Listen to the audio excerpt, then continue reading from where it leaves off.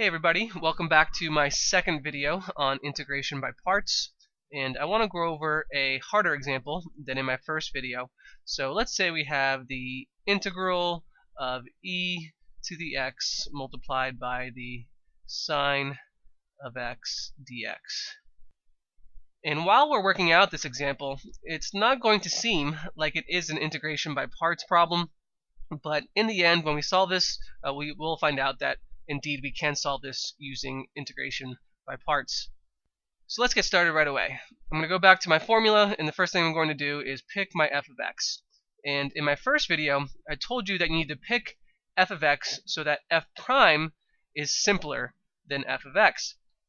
And this is not possible in this particular example. If we picked e to the x as f of x, then f prime is e to the x as well, and that is the same, it's not simpler.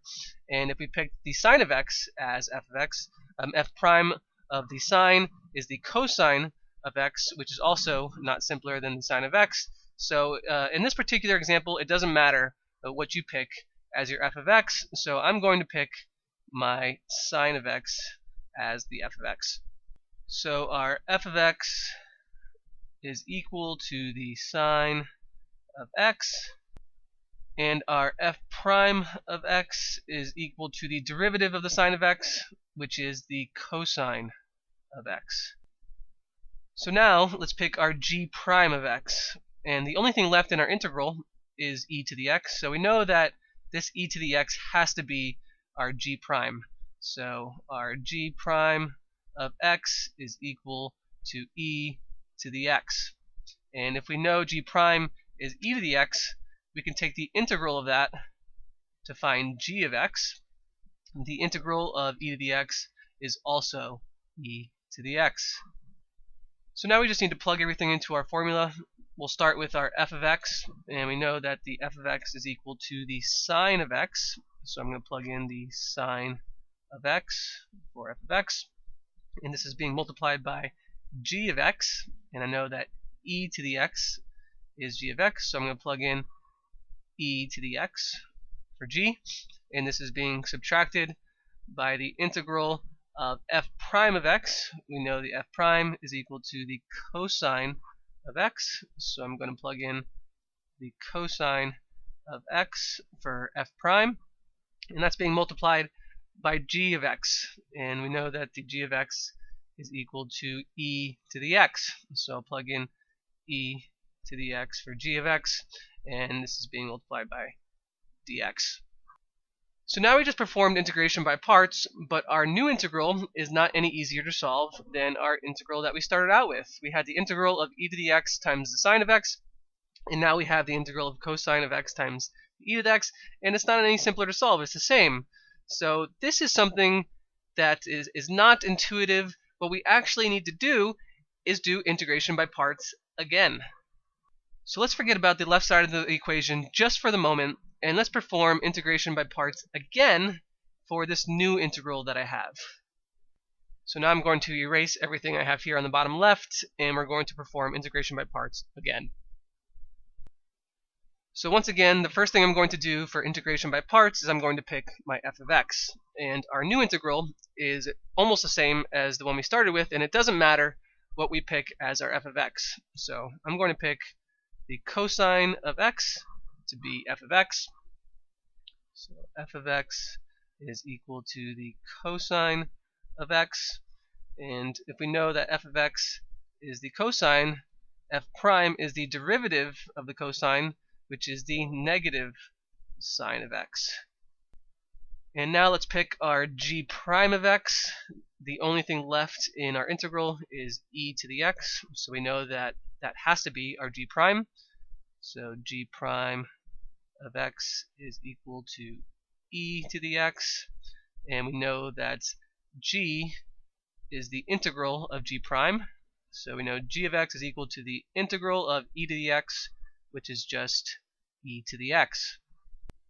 So now let's use our integration by parts formula again and rewrite this second integral that I have in this red parentheses. And after we use integration by parts, I'm going to rewrite it again inside the set of red parentheses. So let's start with our f of x. our f of x we know is the cosine of x. So I'm going to plug in a cosine of x for f of x. And that's being multiplied by g of x, and we know that our g of x is equal to e to the x.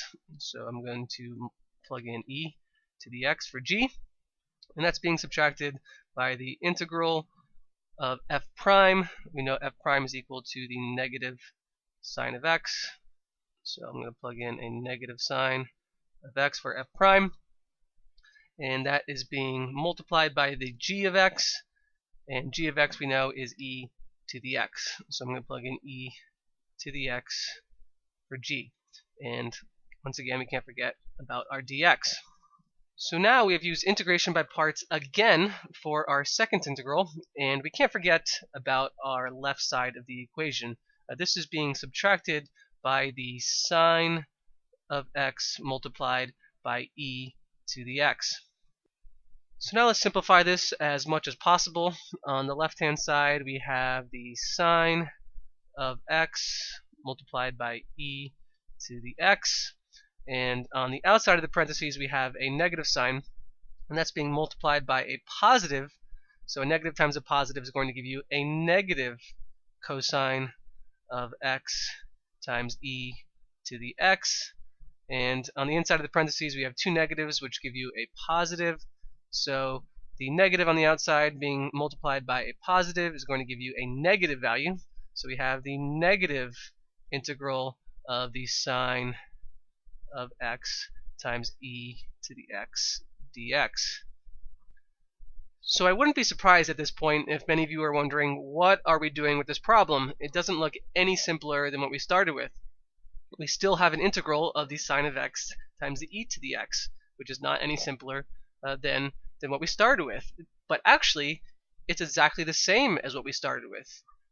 Notice how we started with the integral of e to the x times the sine of x, and that's exactly the same as the sine of x times the e to the x. So the integral we have now is exactly the same as what we started with. So this is actually how we are going to solve this problem.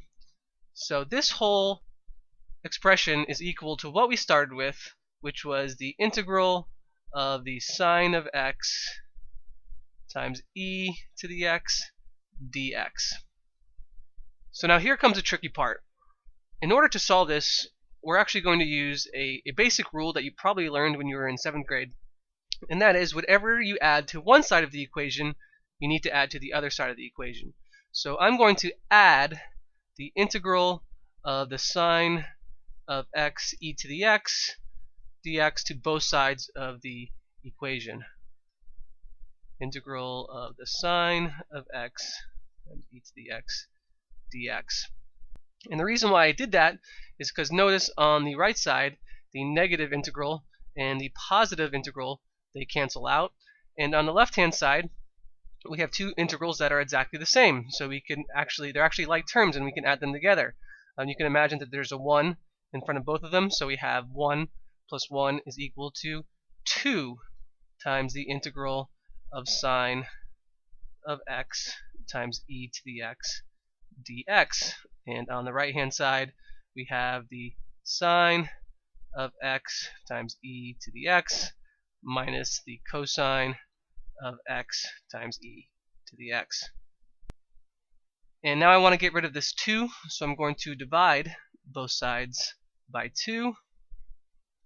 And on the left hand side, notice how we are back with our original integral. These 2's cancel out, and the only thing we're left with is our original integral, which is the integral of the sine of x times e to the x dx. And we know what our original integral is equal to. The right hand side, we have this sine of x times e to the x minus the cosine of x times e to the x, all divided by 2. And we can't forget that we need to put our constant plus c. So here is our solution to our problem. The integral of e to the x times the sine of x is equal to sine of x e to the x minus the cosine of x e to the x, all divided by 2 plus c. So I hope this gave you a better idea on integration by parts. This is one of the harder examples, so don't worry if you need to watch this video again. So I really hope that you're enjoying these. I will be making many more videos in the future, so stay tuned, and I will see you in my next one.